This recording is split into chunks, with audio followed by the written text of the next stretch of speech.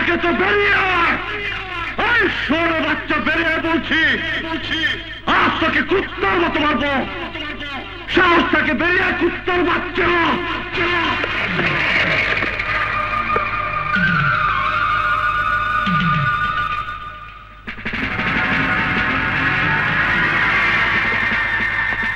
Inspector, তোর মৃত্যু তোকে এখানে আজ টেনে এনেছে। কার মৃত্যু আজ কাকে টেনে এনেছে একটু পরে তার প্রমাণ হয়ে যাবে। আমি ইন্সপেক্টর রাজা। আমি যখন কোন শয়তানের সাথে মোকাবেলা করতে যাই তখন আজ যা সমস্ত কাজ ফেলে সেখানে হাজির হয়। আরে ইন্সপেক্টর, তুই বোধহয় জানিস না এই গাঙ্গুয়ার নাম শুনলে আজরাইল তার জান নেবে তো দূরের কথা, তার নিজের জান নিয়ে সে পালিয়ে যায়।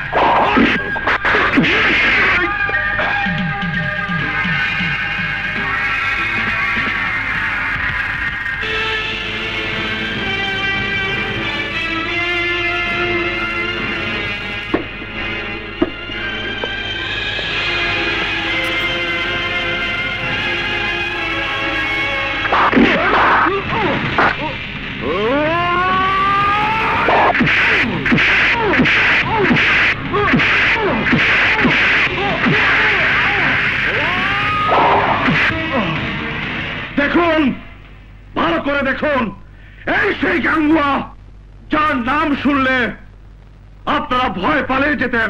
দেখুন তার কি পরিণতি। গাঙ্গুয়া হলো একজন, আর আপনারা হাজার জন, লক্ষ জন, কোটি জন। তারপরেও আপনারা সবাই সন্ত্রাসীদের ভয় মুখ বন্ধ করে রাখেন। এর জন্য দায়ী আপনারা। হ্যাঁ হ্যাঁ, আপনারাই সন্ত্রাসী গাঙ্গুয়াদের মতো শয়তানদের জন্ম দিয়ে লালন পালন করছেন। আমি চিৎকার করে বলবো, এর জন্য দায়ী আপনারা সবাই, সমস্ত দেশবাসী।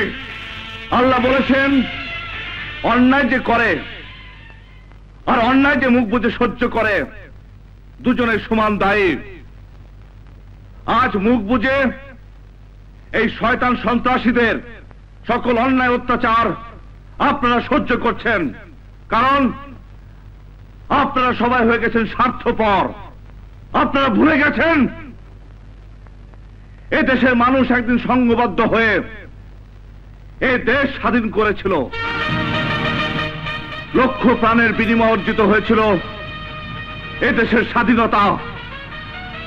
এই স্বাধীনতার সুফল পেতে হলে আমাদের আবার সংঘবদ্ধ হয়ে এই দেশকে সন্ত্রাস মুক্ত করতে হবে এবং প্রত্যেককে ভালোবাসতে হবে।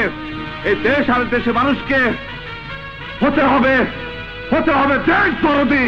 হ্যাঁ হ্যাঁ, আপনাকে আমাদের সবাইকে হতে হবে দেশ দরদি।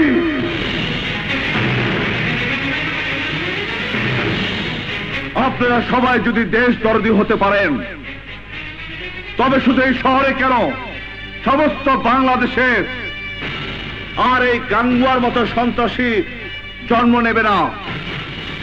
আর যদি জন্ম নেয় তার